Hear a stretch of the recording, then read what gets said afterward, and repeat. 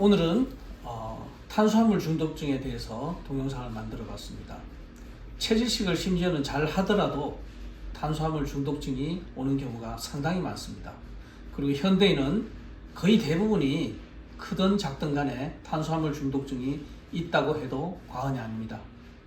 우리 모두가 좋은 줄 알고 먹는 과일, 이 과일도 탄수화물 중독증의 원인이 된다는 것을 오늘 공부를 통해서 깨달아야 되겠습니다.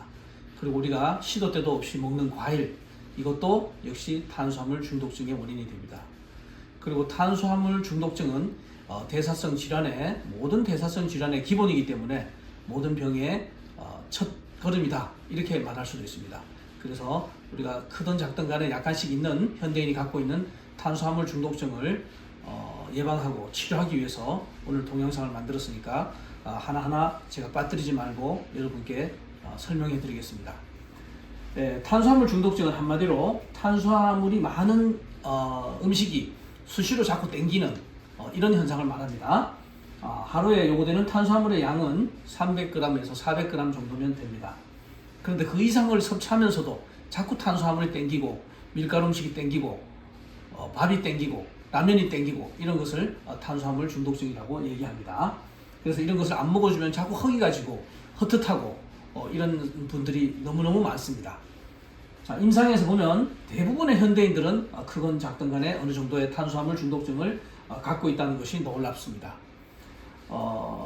지금 제가 탄수화물 중독증의 증상들을 읽어 드릴 텐데요. 이 중에서 하나라도 있으면 탄수화물 중독증을 의심을 해야 되고 해당 증상이 많으면 탄수화물 중독증이 중증으로 간다, 심하다, 이렇게 기억하면 되겠습니다. 자, 채질식, 아까도 말씀드렸지만 채질식을 하는 사람 중에서도 탄수화물 중독증이 많다는 것, 이것 꼭 기억해 둬야 합니다. 자, 채질식 하면서도 탄수화물 중독증이 있는 사람과 채질식을 안 하는 사람은 말할 것도 없죠. 탄수화물 중독증이 대부분 있다고 봅니다. 자, 이제 하나하나 여러분께 짚어드리겠습니다. 간식을 자주 한다, 이게 탄수화물 중독증 1번입니다. 자, 그 다음 허기가 자주 진다, 2번. 자, 단 것을 좋아한다, 3번째. 그 다음 4번째, 야식이 자꾸 땡긴다, 5번째, 음식을 금방 먹은 후에도 만족스럽지 않아서 또 자꾸 먹게 된다. 자, 그 다음 스트레스를 많이 받으면 음식이 더 땡긴다. 다음 밀가루 음식이나 떡, 빵 이런 것들을 좋아한다. 자, 그 다음 과일을 좋아한다. 과일을 좋아하는 것은 꼭 건강해지는 것 같은 느낌이 들기 때문에 과일을 좋아하고 거의 매일 먹는다. 자, 초콜릿, 과자 등을 먹는다, 좋아한다. 자, 그 다음 잡곡밥보다는 흰쌀밥을 더 좋아한다. 다음 생리전 증후군이 있다. 다음 패스트푸드나 인스턴트 음식, 라면 등을 자주 먹는다. 다음 식곤증이 있다. 다음 자신이나 부모님 중에 비만, 고혈압, 당뇨, 중풍, 심장병, 고지혈증 등의 순환기 질환이나 대사성 질환이 있다. 다음 자신이나 부모 형제 중에 비만인 사람이 있다. 다음 살을 뺀 후에 요요 현상이 나타난 경우가 있었다.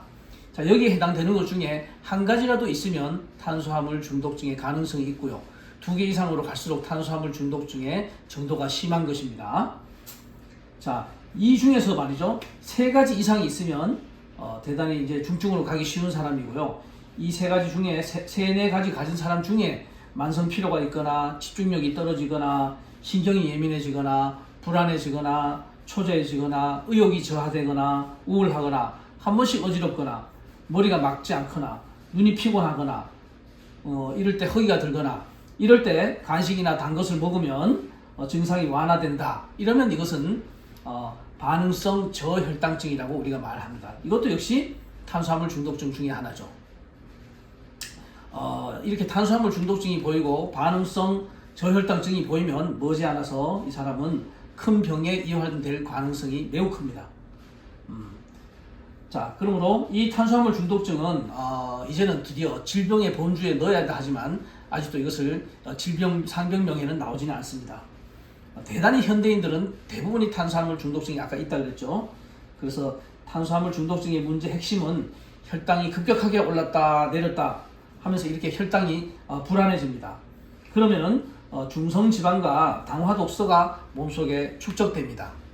중요합니다. 중성지방과 당독소 이것이 몸속에 축적이 되는 것입니다.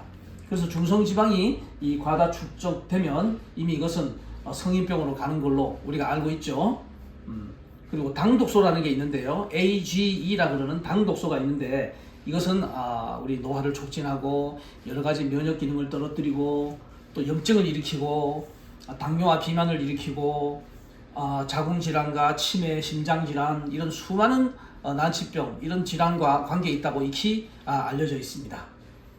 이 당독소의 문제는 탄수화물 중독이 일어나면 당독소가 생기는데요. 이 당독소의 문제는 우리 몸속에 축적된 다른 노폐물조차 배설하지 못하게 하는 이런 작용을 합니다. 이 당독소로 인해서 우리가 노폐물 배설도 막는 이런 작용을 한다는 것이 중요합니다. 그러면 이렇게 되면 당독소 자체가 독소로도 작용하고 다른 독소의 배출도 방해하니까 독소가 축적되어서 문제점이 2중, 3중으로 더 커지는 것입니다. 그러므로 탄수화물 중독증이 있으면 독소가 쌓이고 이 탄수화물 중독에 비례해서 노폐물과 독소는 더욱 많이 쌓이고 이런 여러 가지 이유로 해서 탄수화물 중독증은 현대인의 만병의 근원이 될 수밖에 없습니다. 아무리 강조해도 지나치지 않는 것이 이 탄수화물 중독증이라고 말씀드릴 수 있습니다. 자, 탄수화물 중독증이 진행되어서 이 당독소가 몸속에 자꾸 축적이 되고 늘어나면은 자꾸 탄수화물이 당기게 되는 이런 현상이 생기죠. 그래서 흔한 말로 기운이 없으면 당 딸려 그러고 우리가 초콜릿, 사탕, 과자들을 먹죠. 이게 바로 탄수화물을 더욱 당기게 하는 이런 당독소의 작용입니다. 그래서 이런 증상이 계속 지속되면은요, 당연히 여러 가지 질병이 진행되고 염증이 진행되고 류마티즘, 자가면역 질환, 만성 피로 여러 가지 기존의 질병을 악화시키거나 또는 잠재된 질병의 발생을 촉진시킵니다. 게다가 이 탄수화물 중독증이 오래되면요, 이걸로 인해서 염증이 생기고 대사를 방해하기 때문에 현재 가지고 있는 질병의 치료도 어렵게 만드는 이런 문제점이 있습니다. 그래서 탄수화물 중독증으로 이 혈당이 불안정한 것이 지속되면 아까 얘기한 반응성 저혈당뿐만이 아니라 참을성이 없어지고 정서적으로도 분노 조절 장애가 오고 충돌 조절 장애가 오고 이런 것으로 인해서 사회 문제를 일으킬 수 있다는 것을 알아두어야 합니다. 이런 성향이 있으면 한순간에 성질로 의도치 않게 욱해서 큰 문제를 일으키고 심지어는 이런 사람은 중독증이 생기기 쉽습니다. 마약 중독, 알코올 중독, 도박 중독, 게임 중독 이런 것에 빠질 위험성이 상당히 많습니다. 그래서 엄밀히 따지면 이런 사회적인 문제도 탄수화물 중독증과 연관이 있다는 것을 기억해야 합니다.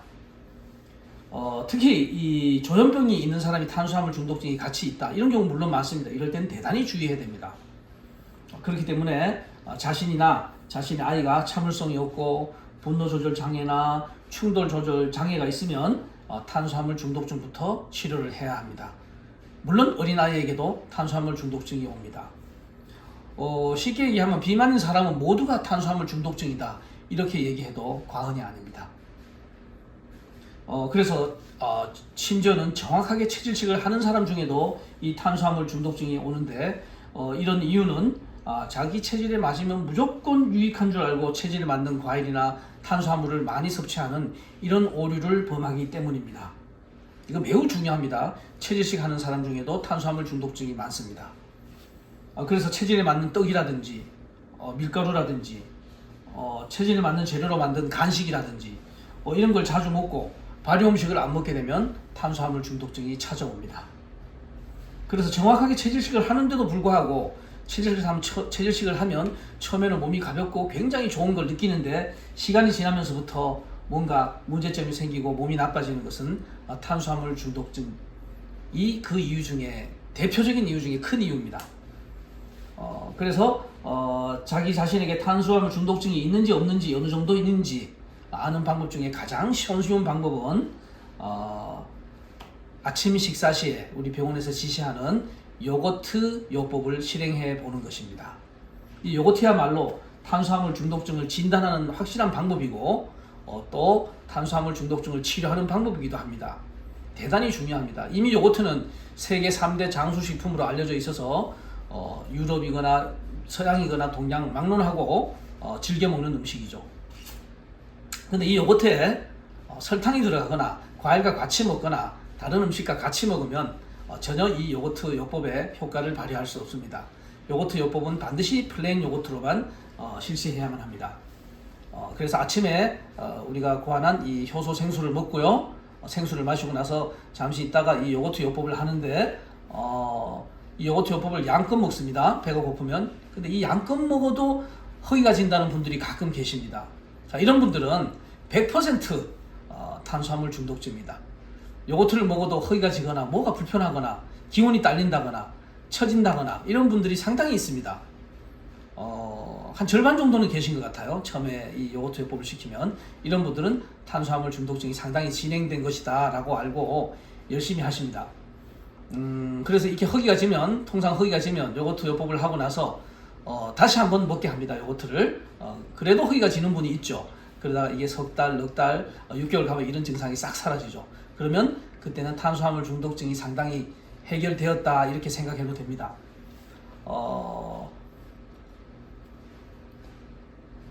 이런 분들도 심지어 있습니다. 요거트를 먹는데 너무너무 허기가 져서 자기는 아침밥을 또 한 번 먹게 된다. 이런 분들이 가끔 계시는데요. 이런 분들은 탄수화물 중독증이 중증으로 대단히 심하다. 이런 것을 암시할 수 있습니다. 이런 분들에게는 뭐 어쩔 수 없이 밥을 쬐끔 먹기도 하지만 결국은 나중에는 밥을 끊고 요거트만 가지고 아침 식사 대용으로 할 수 있게 돼야, 통과를 해야 요거트 요법이 성공적으로 되고 탄수화물 중독증이 극복이 되는 것입니다. 아까 탄수화물 중독증이 있는 사람이 식사 대신에 요거트를 먹으면, 양껏 먹으면 흔히 그 허기가 진다는 것은, 이것은 저혈당 때문에 오는 것이 아니고요. 탄수화물 중독증 때문에, 다른 이유로 당 독소 때문에, 당을 몸에서 요구하는 이 중독증 때문에 오는 현상이라는 것을 알아두는 게 좋습니다. 쉽게 얘기하면 아침과 오전 시간에는요, 우리 몸에서 노폐물을 배출시키는 기능이 가장 활발한 시간입니다. 정확하게는 새벽 4시부터 낮 12시까지입니다. 오전 시간. 이 오전 시간에는 생체 리듬이 노폐물을 배설시키는 이런 시간입니다. 이런 시간에, 이 중요한 시간에 노폐물을 배출시키기 위해서 요거트를 양껏 먹으면서 아까 얘기한 효소 생수를 마시면 당화 독소를 비롯한 노폐물과 독소의 배출이 평소보다 훨씬 많아지게 되죠. 그래서 아까 탄수화물 중독이 심한 분들은 이때 허기감이 지는 것입니다. 독소 배출이 너무 심해지니까, 많아지니까 허기감이 지는 것이에요. 당이 떨어져서 허기감을 느끼는 게 아니고 독소 배출이 갑자기 많아져서 허기가 지는 것이라는 것을 기억해 두시기 바랍니다.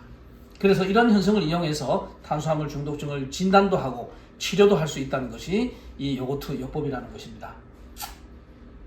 자, 탄수화물 중독증의 예방은요, 평소에 저녁 식사 후에 일체 야식을 하지 말고 발효 음식을 많이 먹고 효소 생수를 많이 먹는 것으로 가능합니다. 그러니까 요거트와 효소 음식과 효소 생수, 이것으로 탄수화물 중독증이 예방되고 치유가 된다는 것이죠. 만약에 우리가 스트레스를 받았을 때 단 음식이 땡긴다, 간식이 땡긴다, 이건 탄수화물 중독증의 중요한 증상이라고 말씀드렸죠. 이런 현상이 생긴다면은 제대로 된 플레인 요거트를 많이 먹어주는 게 좋습니다. 그래서 이때 이제 아침에 이 요거트를 먹을 때 너무 심심하다 그러면 발효가 잘 된 조청을 조금 타서 먹는 것, 양파청을 약간 타서 먹는 것, 이것은 허용할 수 있습니다. 자, 그러면 아까 탄수화물 중독증의 여러 가지 원인, 발현 증상, 이것을 아까 공부했죠. 지금은 이제 탄수화물 중독증을 치료하는 방법을 설명해 드리겠습니다. 자, 탄수화물 중독증은 잠과 음식 먹는 방법, 이 두 가지입니다. 우리가 늘 얘기하는, 우리 병원에서 얘기하는 수면과 음식입니다. 수면과 음식으로 내 병을 상당 부분 고칠 수 있다는 걸 기억해야 됩니다. 자, 그 다음 두 번째, 과일을 포함한 일체 간식을 먹지 말아야 됩니다. 체질에 맞는 과일이라도 탄수화물 중독증의 원인이 된다는 것을 아까 말씀드렸듯이 이것을 꼭 기억해야 합니다. 자, 그 다음에 간식을 끊은 후에 허기가 심하게 지고 저혈당 증상이 나타나면 먼저 아까 얘기한 효소 생수를 마시고, 그래도 힘들다 그러면 플레인 요거트를 먹는 수밖에 없습니다. 자, 이때 아까 발효가 되지 않는 어떤 간식, 과자, 과일 이런 걸 먹으면 안 됩니다. 자, 그 다음 아침 식사는 항상 제대로 된 플레인 요거트를 양껏 먹고 허기가 너무너무 진다면 요거트를 한 번 더 먹는 것까지는 허용합니다. 자, 도저히 내가 이거를 못 견딘다고 그랬을 때는 요거트에 제대로 발효가 된 제대로 만든 조청을 타서 먹습니다. 그래서 이후에 나중에 견딜 수 있다면 조청을 타지 않고 그냥 플레인 요거트만 먹는 게 좋습니다. 자, 다음 점심 저녁의 밥은 반드시 체질에 맞는 체질밥을 먹어야 되죠. 예를 들면 태음이는 수수, 율무, 통밀로 만든 밥, 그 다음에 태양이는 현미밥, 뭐 이렇게 우리가 지시를 하고 있죠. 그리고 반찬은 반드시 3종류 이상의 발효 음식이 포함되어 있어야 되고 발효 탕국이 포함되어야만 합니다. 발효 음식은 뭐 김치, 된장, 청국장, 홍어탕, 황태국 이런 것들이 있죠. 그리고 발효 음식도 갖가지 채소를 발효시킨 것들, 이런 것들이 발효 음식이 됩니다. 자, 그 다음 매일 자신에 맞는 육류를 어느 정도는 먹어줘야 합니다. 육류, 자기 체질에 맞는 육류입니다. 이것도 중요합니다. 탄수화물 양은 늘리지 말고 육류는 조금 우리가 일반적인 사람들이 먹는 것보다는 조금 더 먹는 것이 맞습니다. 그 다음에 빈속에는 효소 생수를 자주 마십니다. 생수는 일반 생수, 일반 물, 이것은 미세 플라스틱이 많다고 그랬죠. 대단히 많습니다. 일주일에 우리가 신용카드 한 장을 먹는다고 말하는 학자도 있습니다. 그래서 효소 생수를 많이 먹어서 그런 것을 탄수화물 중독증도 예방하고 미세 플라스틱도 먹지 말아야 됩니다.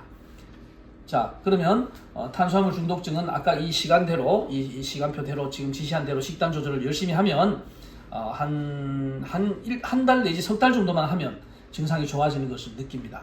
그리고 완전하게 내가 가지고 있는 독소가 다 빠져나가는 것은 1년 이상 걸리고요. 아주 중증인 사람은 3년 정도까지도 호전되는 걸 느낍니다. 그러니까 당화 독소가 걸리는 것은 아까 당화 독소는 몸에 축적된다 그랬죠. 시간이 상당히 걸립니다. 그래서 당화 독소로 인해서 이 내장기가 망가진 것을 회복시키는 데는 긴 시간이 걸린다는 것을 기억해 두고 우리가 하면 한 달, 2달, 석 달 사이에는 몸이 좋아지는 것을 체감합니다. 그 이후 시간에도 물론 좋아지지만 시간을 두고 1년 전 나, 2년 전 나 이걸 비교를 하면 내가 많이 좋아졌구나 하는 것을 느낄 수 있는 것이 이 탄수화물 중독증의 예방과 치료를 통해서입니다. 자, 오늘은 아주 현대인들이 대부분 갖고 있는 탄수화물 중독증에 대해서 설명드렸고요. 대단히 중요합니다. 체질 불문하고 탄수화물 중독증은 누구나 갖고 있고 대부분이 갖고 있는 증상이고 이것이 만병의 근원이 되고 특히 자가면역 질환의 많은 원인이 된다는 것을 알고 여러분 지금부터 조심하고 해서 건강한 몸을 유지하기 바랍니다. 시청해 주셔서 감사합니다.